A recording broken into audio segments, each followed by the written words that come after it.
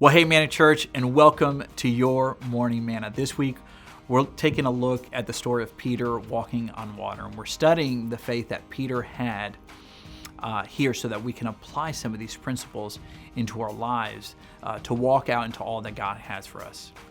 We talked about on day one how Peter asked boldly from God and how we should be asking boldly for His will to be done in our lives. On day two, we looked at how Peter then boldly climbed out of the boat and how the disciples stayed in the boat where it was safe, and how we should not let the circumstances around us dictate our faith in God.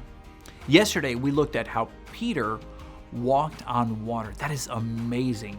And how bold faith and bold steps in God's will is the safest place for us. Today, we're going to continue the story by looking at Matthew 14, verse 30, where it says, "But when he saw the strength of the wind, he was afraid, and beginning to sink, he cried out, 'Lord, save me!'" It's great to ask boldly from God and to walk out what He's called us to do. But sometimes where we can get ourselves into trouble is when the circumstances around us start to introduce fear.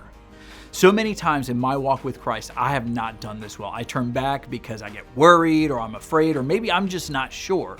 But I can tell you that the times that I followed through, despite of the circumstances around me or what they're telling me, whether I succeed or fail, doesn't matter, because my faith in God grows. I see the hand of God move in my circumstances, and I learn to trust God.